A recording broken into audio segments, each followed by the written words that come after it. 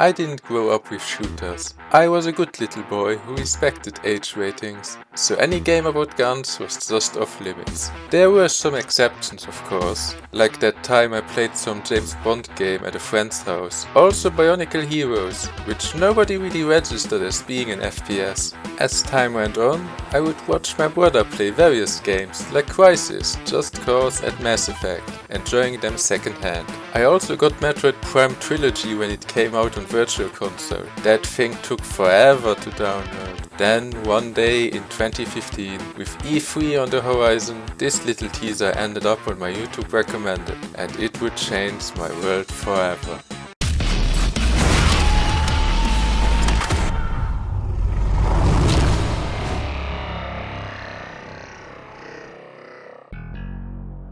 Obviously I knew of Doom. It's a classic franchise that created the FPS genre, but then the third one tried to be horror and people didn't like it. There's the BFG, the Pinky, the Cacodemon, and who doesn't recognize the sound of E1M1? That about sums up my knowledge of Doom up to that point. Then I played Doom 2016 and I fell in love with the franchise to the point that it has become a core part of my identity. Now most people are familiar with the modern games. Doom 2016 is pretty much the pinnacle of bringing back a dead franchise. Not only is the game itself an absolute masterpiece, the impact it had on pop culture is fascinating, turning Doomguy from a half-forgotten mascot into a modern video game icon. 2016 was so well received, it basically carried Eternal into being one of the most hyped games in recent memory, for better and for worse. I've seen several people who expected Eternal to just be Doom 2016 but with a grappling hook, only to then bounce off hard because both games have significantly different gameplay loops. Now, I believe that Doom Eternal is also a masterpiece,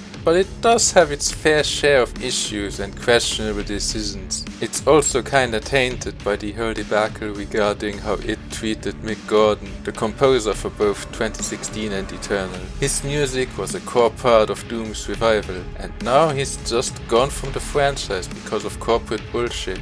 But enough about modern Doom, because this video is actually about classic Doom. Like I said earlier, I didn't grow up with Doom, so I hadn't played any of these before 2016. That has since changed, of course, as I went back to play all the classics. Doom, Doom 2, Die Flesh Consumed, the Master Levels, Final Doom, Doom 64, No Rest for the Living, Sigil, Sigil 2, Legacy of Rust. There's also Doom 3 I guess, but I didn't finish that one. Look, I didn't want to be a Doom 3 hater. Yeah, it took a different direction, but surely I would still enjoy it. But I just couldn't. I don't even think it's bad. It's just not for me. At least the main theme is great though.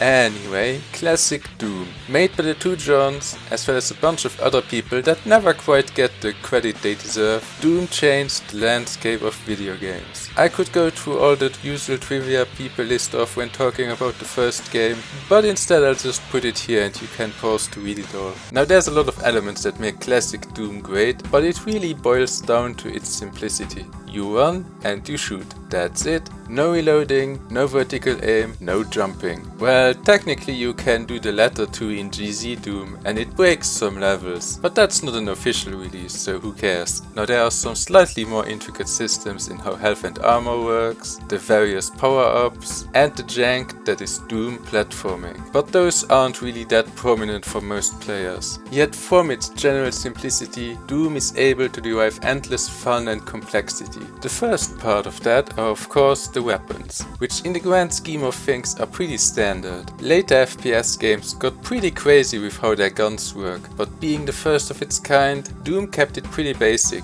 besides of course the BFG. The Doom weapons set the baselines of how all future FPS weapons would work. What I find interesting though is that classic Doom lacks a basic machine gun. You know, the first weapon most people would associate with shooters. Technically the chain gun fills that role, but that's meant to be a minigun. Instead, the main weapon of Doom is of course the shotgun. Most problems can easily be solved with enough shotgun ammo, including sniping enemies from halfway across the map, and then you get the super shotgun and it's magic. But who cares about any of that if you don't have a fun roster of enemies to shoot at? Enemy variety is very important to me. It's one of the reasons why I just don't find military shooters appealing. The enemies are just boring soldiers. Sometimes you get bigger soldier with bigger gun, maybe a chopper if the game is feeling bold. I mentioned watching my brother play Crysis, and all the bits where you just fight human soldiers did not interest me at all. I'm here to see some aliens, man. I mean, look how cool the Seth designs are. You really want me to fight regular dudes when I could be fighting this instead? This is also why I'm not interested in Rise of the Triad. Most of the enemies are just dudes with guns. Doom's enemies though, now that's a different story. Sure, you start out with just zombie soldiers, but it doesn't take long to get to the fun stuff. Imps,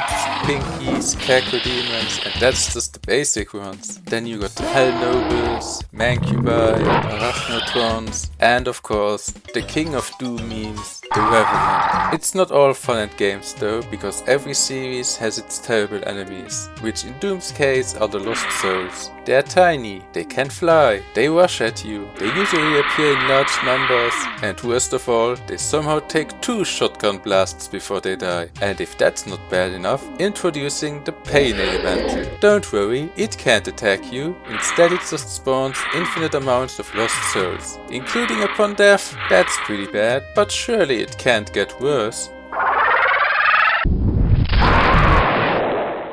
Ah, the Archvile, the bane of all Doom players. Let me give you the rundown. Most enemies attack by shooting easy to dodge projectiles at you. Some of them, however, are what is called hit scanners. Basically, they scan for the player, and if they see you, they immediately hit you. Doom mostly restricts hit scanners to just the zombie soldiers, which are otherwise the weakest enemies in the game. But then there's the Archvile, which also uses hit scans, but instead of just plinking at you with a gun, it summons a fire tornado under your ass. Interestingly, that's the only way to jump in vanilla Doom. So that's bad, but don't worry, it gets worse, because the Archvile also has the unique ability to resurrect fallen enemies. That's right, all those demons you killed, they're back and you're out of ammo. Despite the hatred though, the Archvile is peak enemy design, immediately spicing up any encounter. Unlike the Lost Souls, which are just garbage. As great as the regular enemies are, the same sadly can't be said about the bosses. Classic Doom comes with 3 boss monsters. You got the Cyber Demon, the Spider Mastermind, and the Icon of Sin. The Cyber Demon is easily the best one. A fun challenge the game can throw at you to mix things up.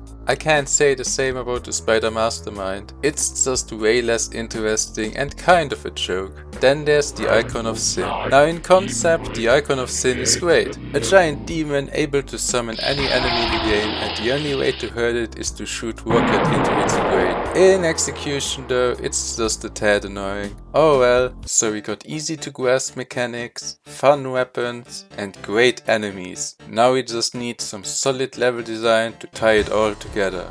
Yeah, about that. Now don't get me wrong, Classic Doom has some great levels. It also has some absolutely awful ones. When I boot up Doom, I always start blasting through the early levels, having a great time. Then eventually I hit a wall because the level decided to be big and confusing, and now I'm lost in the dark. I need to cross some lava to hit a switch which opens the door God knows where, and boy I hope this teleporter actually takes me where I need to go. Doom 2 is especially infamous for its questionable level quality, most notably in the much hated city levels. Now the hate for the city levels is probably a bit overblown, but also they certainly aren't my favorites, I'll tell you that. Worst of all is when the level designers decided to be cute, and instead of just having regular doors, they put in random walls that only open up when you shoot at them. You know, just waste your ammo on this unmarked wall that hides the level exit, because that's fun and intuitive. Over the years, Doom 1 and 2 received plenty plenty of expansions with equally varying level design. Most of them are alright. If you like classic Doom, I recommend playing through them all at least once, which is pretty easy nowadays since they're all compiled together in a single release. No Rest for the Living, Sigil and Legacy of Rust definitely stand out from the rest in terms of quality, the perk of being made a decade or two after the original release by veteran map makers. That said, the last two levels in Legacy of Rust are just pure bullshit.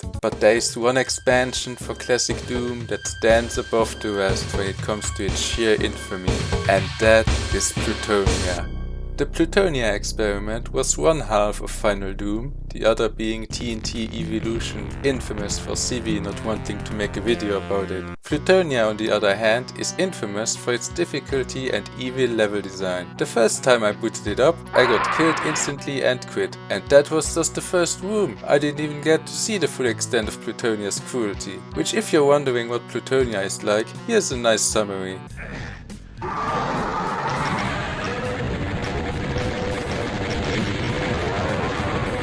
I did eventually manage to somehow beat Plutonia and swore to never play it again, but then something curious happened. Following last year's revamp of the Steam release, I decided to play through all of classic Doom again, including Plutonia, and I began to notice something. This is actually kinda easy. Did I get good at Doom? Don't get me wrong, Plutonia is by no means a cakewalk, but I had a much easier time and was able to appreciate the actually pretty fun challenge it provided. I even managed to beat both Hunted and Go To It. Okay, so Hunted is a level consisting of a big ol' maze and 18 archviles, with the bunny music playing in the back. This is the bunny music, by the way.